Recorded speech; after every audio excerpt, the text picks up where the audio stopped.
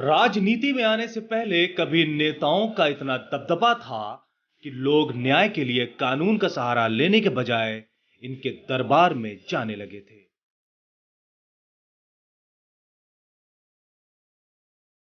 चुनाव आते हैं तो राजनीति और अपराध जगत की आत्मीय संबंध भी सुर्खियों में आ जाता है। उत्तर प्रदेश की सियासी जमीन पर कई ऐसे नेता उपजे हैं जिन्होंने सूबे की राजनीति को प्रभावित किया है। ऐसे ही यूपी का पूर्वांचल ऐसे ही प्रभावी नेताओं का गढ़ माना जाता है। अपराधियों को नेताओं का समर्थन हो या नेताओं की अपराधियों को कानून के शिकंजे से बचाने की कोशिश, आखिर दलों पर अपराधियों का यह कैसा असर है? 6 दशक के भारतीय लोकतंत्र में अपराधी इतने महत्वपूर्ण हो गए हैं कि कोई भी राजनीतिक दल उन्हें नजरअंदाज नहीं कर पा रहा है। पार्टियां उन्हें नहीं चुनती, बल्कि वे चुनते हैं कि उन्हें किस पार्टी से लड़ना है। उनके इसी बल को देखकर उन्हें बाहुबली का नाम मिला है।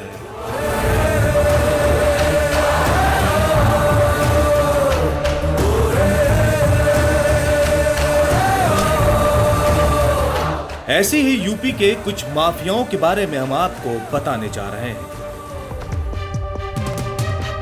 पहला नाम है हरिशंकर तिवारी, जो कि गोरखपुर का रहने वाला है।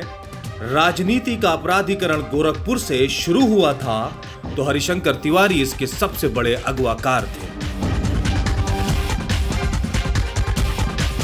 एक जमाने में पूर्वांचल की राजनीति में तिवारी की तूती बोलती थी। रेलवे से लेकर पीडब्ल्यूडी की ठेकेदारी में हरिशंकर का कब्जा था। उसके दम पर तिवारी ने एक बहुत बड़ी मिल्कियत खड़ी कर दी। उनके बारे में यह भी कहा जाता है कि जेल में रहकर चुनाव जीतने वाले वो पहले नेता थे। उनको ब्राह्मणों का भी नेता माना जाता है। यह हरिशंकर तिवारी का ही दबदबा है कि उनके बेटे और रिश्तेदार लोकसभा और विधानसभा का चुनाव जीतते आए हैं।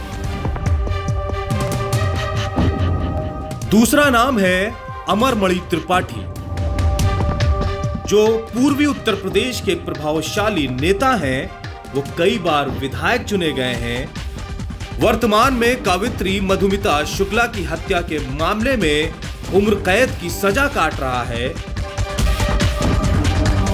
अमरमणि त्रिपाठी पर इस हत्याकांड के अलावा भी कई मुकदमे दर्ज हैं, लेकिन राजनीतिक रसूख के चलते किसी भी मामले को सुलझाया नहीं जा सका। कुछ साल पहले ही उनकी बहू की भी एक कथित एक्सीडेंट में मौत हो गई थी, जिसमें उनके बेटे का हाथ सामने आया था। तीसरा नाम है इलाहाबाद के रहने वाले अतीक अहमद का, जो एक खतरनाक बाहुबली नेता के तौर पर जाना जाता है। अतीक अहमद फूलपुर के सांसद रह चुके हैं। इस लोकसभा सीट से कभी देश के पहले प्रधानमंत्री जवाहरलाल नेहरू सांसद चुने गए थे। अतीक के 2014 के चुनाव में अपने हलफनामे के अनुसार उनके खिलाफ 42 मामले लंबित हैं, जिसमें हत्या की कोशिश, 6 अपहरण, 4 हत्या का आरोप है। इसमें सबसे सनसनीखेज मामला बसपा विधायक राजू पाल का है। चौथा नाम है मुख्तार अंसारी, जो कि पूर्वांचल में बाहुबली नेता के तौर पर जाना जाता है। मऊ विधानसभा क्षेत्र में एक रिकॉर्ड 4 बार से विधानसभा के एक सदस्य के रूप में निर्वाचित हो रहे हैं। उनके ऊपर बीजेपी की बाहुबली नेता कृष्णानंद राय की हत्या करवाने का आरोप है।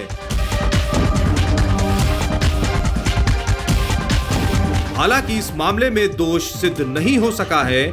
कभी माफिया ब्रजेश सिंह और मुख्तार अंसारी के बीच शुरू हुई दुश्मनी से पूर्वांचल की धरती लाल हो गई थी। हालांकि दोनों गुटों के बीच हुए एक मुठभेड़ में ब्रजेश सिंह की मौत की खबर आई, लेकिन कई सालों के बाद ब्रजेश सिंह को नाटकीय अंदाज में जिंदा पकड़ लिया गया। अंसारी का कब्जा ठेकेदारी, खनन, स्क्रैप, शराब, रेलवे ठेकेदारी में है, जिसके दम पर उसने एक बहुत बड़ा व्यवसाय खड़ा कर लिया है। अब वो पूरी तरह राजनीति में सक्रिय है। 2014 के लोकसभा चुनाव में उसकी हर चाल ने प्रधानमंत्री पद के दावेदार नरेंद्र मोदी और यूपी टीम को परेशान करके रख दिया था। पांचवा नाम है रघुराज प्रताप सिंह उर्फ राजा भैया का। उत्तर प्रदेश की राजनीति में रघुराज प्रताप सिंह उर्फ राजा भैया एक जाना पहचाना नाम है। वो अखिलेश यादव सरकार में कैबिनेट मंत्री थे। रघुराज प्रताप सिंह को राजनीति विरासत में मिली है। उनके दादा राजा बजरंग बहादुर सिंह पंतनगर कृषि विश्वविद्यालय के संस्थापक, कुलपति और बाद में हिमाचल प्रदेश राज्य का दूसरा राज्यपाल बनाया गया था। राजा भैया पर डीएसपी जियाउल हक सहित कई हत्याओं का आरोप है। उनके ऊपर मायावती ने अपने कार्यकाल में पोटा कानून लगा दिया था।